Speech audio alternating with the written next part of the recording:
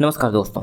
हाल ही में इंडिया ने यूएसए के ग्रुप नाटो को लेकर एक बड़ा फैसला लिया है और ये फैसला यूएसए को पसंद नहीं आने वाला है।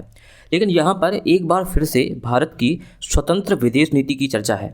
यहाँ पर एक बात बहुत इम्पोर्टेंट है कि यूएसए इंडिया को बार बार एलाई बोलता है और यूएसए का एलाई से मतलब ये होता है कि वो कंट्री यूएसए के लिए बहुत ज़्यादा स्ट्रेटजिक रूप से महत्वपूर्ण है। मतलब यूएसए उस कंट्री के साथ में क्लोजेस्ट डिफेंस पार्टनरशिप कर सकता है, जबकि इंडिया एलाई जैसे वर्ड का इस्तेमाल नहीं करता है।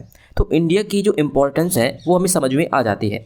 अब आपको ये बात पता होगा कि 27 मई को यूएस हाउस की एक कमेटी ने एक पॉलिसी रखी कि इंडिया को नाटो प्लस का मेंबर बनाना चाहिए और इसके पीछे कारण ये था कि चाइना जो अग्रेशन कर रहा था इंडिया के खिलाफ और ख़ास करके जो आसपास की कंट्री हैं यानी ताइवान के खिलाफ, तो इस अग्रेशन को किस तरीके से काउंटर किया जाए इसको रोकने के लिए इन्होंने एक कॉन्सेप्ट रखा था नाटो प्लस का। यानी यूएसए नाटो का एक्सपेंशन अब एशिया में करना चाहता था और यूएसए इस बात को समझ रहा था कि इंडिया चाइना के अग्रेशन को देखते हुए नाटो प्लस को ज्वाइन कर सकता है।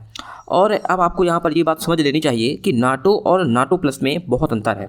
नाटो में इस समय 31 कंट्री हैं और ये भी आपको पता होगा कि नाटो का आर्टिकल 5 ये कहता है कि नाटो की किसी भी कंट्री पर हमला पूरे नाटो पर हमला माना जाएगा।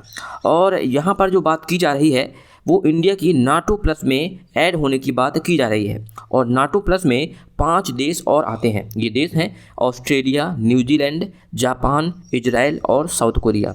और नाटो प्लस का कॉन्सेप्ट ये है कि कंट्री जो नाटो प्लस की मेंबर हैं वो एक दूसरे की मदद करेंगी किसी वॉर के दौरान। अब इस बात को आप एक एग्जाम्पल से समझ सकते हैं। यूक्रेन को भले ही नाटो प्लस की मेंबरशिप प्राप्त नहीं है, लेकिन नाटो ने यूक्रेन को रसिया से लड़ने के लिए पूरी मदद दी है, चाहे आप एम्यूनेशन की बात कर लो या फिर इकोनॉमिक सैंक्शन की। और यही सेम कॉन्सेप्ट है नाटो प्लस का रहने वाला है। अब इसके बाद में सभी की नज़रें इंडिया की तरफ थी कि इंडिया का क्या स्टांस रहने वाला है और फाइनली इंडिया की तरफ से एस जयशंकर साहब ने एक प्रेस कॉन्फ्रेंस के दौरान ये बता दिया और ये बात क्लियर कर दी कि इस समय इंडिया नाटो प्लस को ज्वाइन नहीं करने वाला है। और इसके साथ में जो यूएसए का प्लान था नाटो प्लस में इंडिया को ज्वाइन कराने का वो फेल हो चुका है। लेकिन इट मे बी कि इंडिया फ्यूचर में नाटो प्लस को ज्वाइन करे, क्योंकि चाइना लगातार एग्रेशन कर रहा है। और इसके बावजूद भी इंडिया ने दुनिया के सामने ये बात भी रख दी है कि इंडिया चाइना को अकेले ही काउंटर कर सकता है और चाइना इंडिया के लिए इतना बड़ा थ्रेट अभी नहीं है। तो दोस्तों, वीडियो आपको कैसा लगा? पसंद आया हो तो लाइक जरूर कीजिए और सब्सक्राइब करके जरूर जाना। मिलते हैं नेक्स्ट वीडियो में। जय हिंद, जय भारत।